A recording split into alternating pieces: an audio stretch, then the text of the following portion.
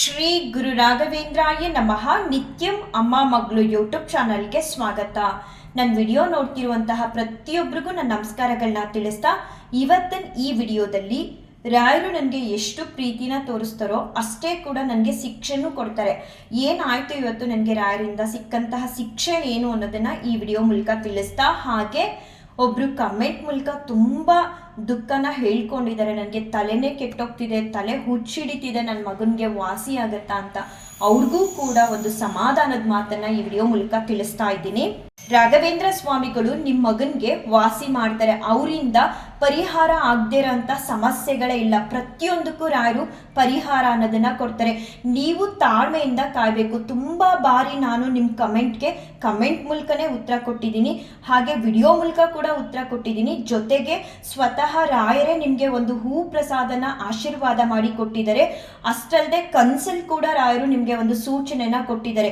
ಇಷ್ಟಾದ್ರೂ ನನಗೆ ಇವತ್ತು ಈ ಕಮೆಂಟ್ನ ಮಾಡಿದ್ದೀರಾ, ತಲೆ ಕೆಡ್ತಿದೆ, ಹುಚ್ಚಿಡಿತಿದೆ, ನನ್ನ ಮಗನಿಗೆ ವಾಸಿ ಆಗುತ್ತಾ ಅಂತ.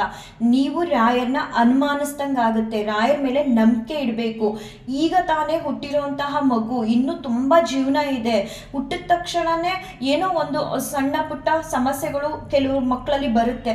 ಹಂಗಂದ ಕಾರಣಕ್ಕೆ ಏನೋ ವಾಸಿನೇ ಆಗಲ್ಲ, ನಮಗೆ ಇಷ್ಟೇ ನಮ್ಮ ಜೀವನ ಆಗೋಯ್ತು, ನನ್ನ ಮಗುನ ಯಾರು ಕಾಪಾಡ್ತಾರೆ, ಈ ಥರ ಎಲ್ಲ ದುಃಖ ಪಡಬೇಡಿ. ನಿಮ್ಮ ಪ್ರತಿಯೊಂದು ಕೋರಿಕೆನೂ ರಾಯರಿಗೆ ತಲುಪಿರುತ್ತೆ. ನೀವು ಏನು ಕಣ್ಣೀರು ಹಾಕ್ತಿರ್ತೀರ ಅದನ್ನ ನೋಡಿರ್ತಾರೆ ರಾಯರು.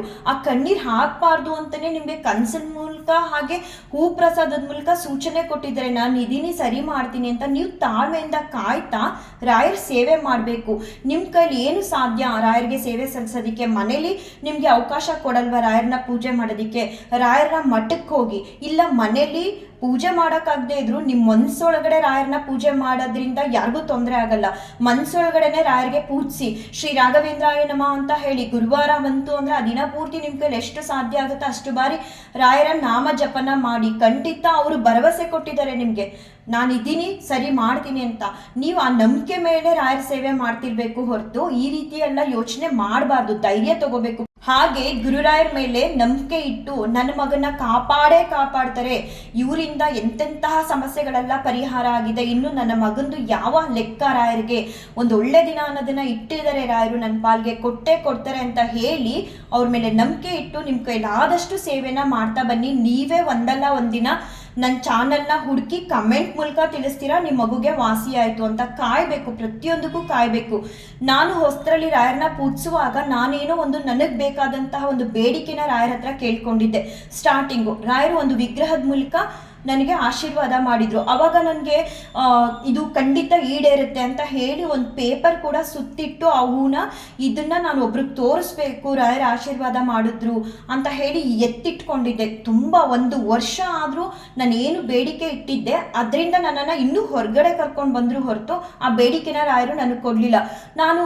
ನನಗೆ ನೆನಪಾದಾಗೆಲ್ಲ ರಾಯರ ಹತ್ರ ಕೂತ್ ಕೇಳ್ತಿದ್ದೆ, ಅಲ್ಲ ನೀವೇ ನನಗೊಂದಿನ ಆಶೀರ್ವಾದ ಮಾಡಿದ್ರಿ, ನಾನು ಕೇಳಿದ್ನ ಕೊಡ್ತೀನಿ ಅಂತ ಹೇಳಿಬಿಟ್ಟು ಅದೇ ಬೇಡಿಕೆಯಿಂದ ನನ್ನನ್ನು ದೂರ ಇಟ್ಬಿಟ್ರಲ್ಲ ನೀವು ಅಂತ ತುಂಬ ಬಾರಿ ಕೇಳಿದೆ.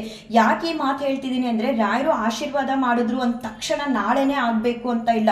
1 ವರ್ಷ ಸಮಯ ಹಿಡಿತು ನನ್ನ ಬೇಡಿಕೆ ಈಡೇರೋದಕ್ಕೆ. ಇತ್ತೀಚೆಗಷ್ಟೇ ರಾಯರು ಅವರೇ ಸ್ವತಃ ನನಗೆ ಕನಸಿನ ಮೂಲಕ ನನ್ನ ಏನು ಕೋರಿಕೆ ಇತ್ತು ಅದನ್ನು ತೋರಿಸ್ಕೊಟ್ರು. ಆಗುತ್ತೆ, ನೀನು ಚೆನ್ನಾಗಿರ್ತೀಯ ಅಂತ ಹೇಳಿ. ನಾನು 1 ವರ್ಷದವರೆಗೂ ಅವ್ರನ್ನ ತುಂಬ ಬಾರಿ ಕೇಳಿದ್ದೀನಿ. ನೆನಪಾದಾಗೆಲ್ಲ, ಅಲ್ಲ ರಾಯಪ್ಪ, ನಾನು ಮಾತಾಡುವಾಗ ನೀವೇ ಆಶೀರ್ವಾದ ಮಾಡಿಬಿಟ್ಟು ಇವಾಗ ನನ್ನನ್ನು ನೀವೇ ನನ್ನ ಬೇಡಿಕೆಯಿಂದ ದೂರ ಇಟ್ಟಿದ್ದೀರಲ್ಲ ಅಂತ ತುಂಬ ಬಾರಿ ಕೇಳ್ಕೊಂಡಿದ್ದೀನಿ ರಾಯರ ಹತ್ರ. ಒಂದು ಒಳ್ಳೆ ಸಮಯ ಅನ್ನೋದನ್ನ ರಾಯರು ಇಟ್ಟಿರ್ತಾರೆ. ಆ ಸಮಯಕ್ಕೋಸ್ಕರ ನಾವು ಕೂಡ ಕಾಯಬೇಕು. ನಾವು ದೇವ್ರ ಹತ್ರ ಆಗಲಿ ರಾಯರ ಹತ್ರ ಆಗಲಿ ಪದೇ ಕಂಪ್ಲೇಂಟ್ಗಳನ್ನ ಹೇಳ್ಬಾರ್ದಂತೆ. ಕಂಪ್ಲೇಂಟ್ ಅಂತ ಅಂದರೆ ಕಷ್ಟಗಳು. ಯಾಕಂದರೆ ಆ ಕಷ್ಟಗಳನ್ನೆಲ್ಲ ಕೊಟ್ಟಿರೋದೇ ದೇವ್ರ ಹತ್ರ ಹೋಗ್ಬಿಟ್ಟು ಅವ್ರು ಕೊಟ್ಟಿರೋ ಕಷ್ಟನೇ ಎಷ್ಟು ಬಾರಿ ಅಂತ ಹೇಳೋದು ಅವ್ರಿಗೆ ಗೊತ್ತಿರುತ್ತೆ. ಯಾವಾಗ ಸರಿ ಮಾಡಬೇಕು, ಯಾಕೆ ಕಷ್ಟ ಕೊಟ್ಟಿದ್ದಾರೆ ನಮ್ಮ ಜೀವನದಲ್ಲಿ ಅಂತ ಎಲ್ಲವನ್ನೂ ತಿಳಿದವರು ರಾಯರು ಮತ್ತು ದೇವರು. ಹಾಗಾಗಿ ಪದೇ ಹೇಳೋದು ಬೇಡ.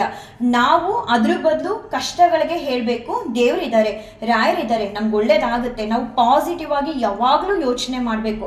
ಖಂಡಿತ ನೋಡಿ, ಅವಾಗ ನಿಮ್ಮ ಸಮಸ್ಯೆಗಳನ್ನೆಲ್ಲ ರಾಯರು ದೂರ ಮಾಡ್ತಾರೆ.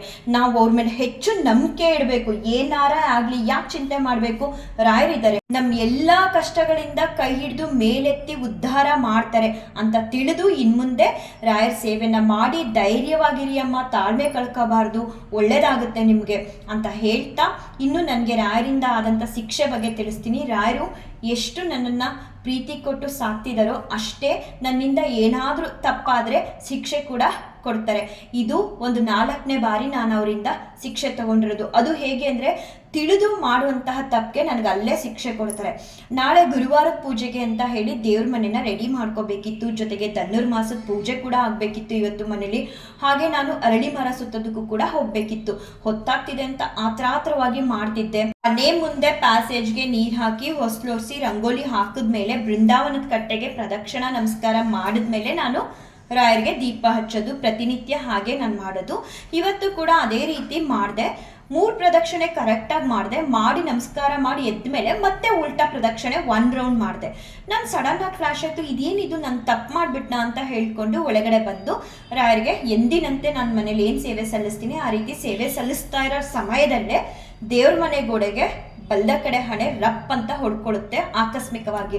ನನಗೆ ಅಲ್ಲಿ ಉಚ್ಕೊಳ್ಳೋ ಅಷ್ಟು ಟೈಮ್ ಇಲ್ಲ, ನೋವು ಆಗುತ್ತೆ. ಆ ಕ್ಷಣಕ್ಕೆ ತುಂಬಾ ನೋವಾಗುತ್ತೆ. ಸರಿ, ನಾನು ರಾಯರಿಗೆ ಸೇವೆ ಎಲ್ಲ ಸಲ್ಲಿಸಿ ಅರಳಿ ಮರ ಸುತ್ತೋದಕ್ಕೆ ಹೋಗ್ಬೇಕಪ್ಪ, ಹೋಗಿ ಬರ್ತೀನಿ ಅಂತ ಹೇಳಿಬಿಟ್ಟು ಮನೇಲಿ ಪೂಜೆ ಮುಗಿಸಿ ಹೊರಗಡೆ ಹೋಗ್ತೀನಿ ಬೆಳಗಿನ ಜಾವನೆ. ಅಲ್ಲೂ ಕೂಡ ಏನಾಗುತ್ತೆ ಅಂದರೆ, ಬೃಂದಾವನದ ಕಟ್ಟೆ ಇದೆ, ಅದನ್ನು ಸುತ್ತುತ್ತಾ ಮೊದಲನೇ ರೌಂಡೇ ಅಪ್ರದಕ್ಷಿಣೆ ಮಾಡ್ತೀನಿ. ಅಯ್ಯೋ, 1 ಸೆಕೆಂಡ್ ಹಾಗೆ ನಿಂತ್ಬಿಡ್ತೀನಿ. ಮನೇಲಿ ಕೂಡ ಹೀಗೆ ಮಾಡಿದೆ, ಇಲ್ಲೂ ಕೂಡ ಹೀಗೆ ಮಾಡ್ತಿದ್ದೀನಿ, ಏನಾಗ್ತಿದೆ ನನಗೆ ಅಂತ ಹೇಳಿ 1-2 ಸೆಕೆಂಡ್ ಹಾಗೆ ನಿಂತು ಮತ್ತೆ ಸರಿಯಾದ ರೀತಿಲಿ ಪ್ರದಕ್ಷಿಣೆ ಮಾಡಿಬಿಟ್ಟು ಅರಳಿ ಮರದ ಹತ್ರ ಹೋಗಿ ಪ್ರದಕ್ಷಿಣೆ ಮಾಡ್ತೀನಿ.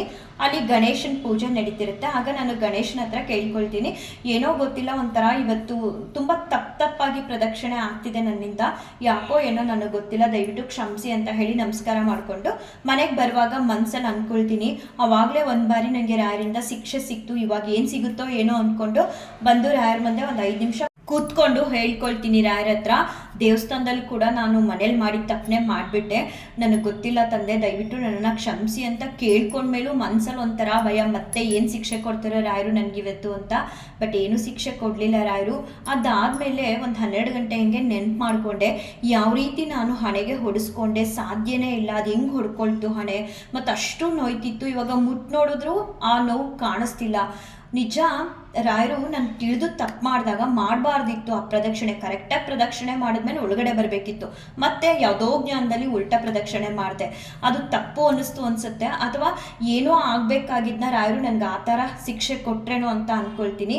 ನಂಗೆ ಗೊತ್ತಿಲ್ಲ, ನನ್ನಿಂದ ತಿಳಿದು ತಪ್ಪಾದಾಗ ತುಂಬ ಬಾರಿ ರಾಯರು ಶಿಕ್ಷಿಸಿದ್ದಾರೆ. 2 ಅವರ್ಸ್ ಆದಮೇಲೆ ಅದನ್ನು ನೆನ್ಪು ಮಾಡಿಕೊಂಡ್ರೆ ಆ ನೋವು ಕೂಡ ಇಲ್ಲ, ಅದು ಹೇಗೆ ಹೊಡ್ಕೊಂಡೆ ಅನ್ನೋದು ಕೂಡ ನನಗೆ ಗೊತ್ತಾಗ್ತಿಲ್ಲ.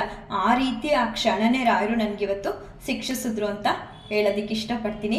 ರಾಯರು ಇದ್ದಾರೆ, ಪ್ರತಿಯೊಬ್ಬರು ಕಷ್ಟನೂ ಪ್ರತಿಯೊಬ್ಬರು ಕಣ್ಣೀರನ್ನು ಒರೆಸೋದಕ್ಕೆ ಅಂತಲೇ ಇದ್ದಾರೆ. ನಾವೇನೇ ಹೇಳಿದ್ರು ನಮ್ಮ ಕಷ್ಟಗಳು ಅವ್ರಿಗೆ ತಲುಪಿರುತ್ತೆ. ನಾವು ಆ ಸಮಯ ಬರುತ್ತೆ, ಒಂದು ಒಳ್ಳೆ ಸಮಯ ಅನ್ನೋದು, ಅದಕ್ಕೋಸ್ಕರ ಕಾಯಬೇಕು. ಖಂಡಿತ ಎಲ್ಲ ಸಮಸ್ಯೆಗಳನ್ನು ರಾಯರು ಪರಿಹಾರ ಮಾಡ್ತಾರೆ. ನಾಳೆ ಗುರುವಾರ, ಆದಷ್ಟು ನಿಮ್ಮನೇಲಿ ಯಾವ ರೀತಿ ಸೇವೆನ ಸಲ್ಲಿಸೋದಕ್ಕೆ ಸಾಧ್ಯ ಆ ರೀತಿ ರಾಯರನ್ನ ಪೂಜಿಸಿ, ಖಂಡಿತ ಒಳ್ಳೆಯದಾಗುತ್ತೆ. ನಿಮ್ಗಳಿಗೂ ಕೂಡ ರಾಯರ ಆಶೀರ್ವಾದ ಸಿಕ್ಕೇ ಸಿಗುತ್ತೆ. ಶ್ರೀ ಕೃಷ್ಣಾರ್ಪಣಮಸ್ತು, ಶ್ರೀ ಕೃಷ್ಣಾರ್ಪಣಮಸ್ತು, ಶ್ರೀ ಕೃಷ್ಣಾರ್ಪಣಮಸ್ತು.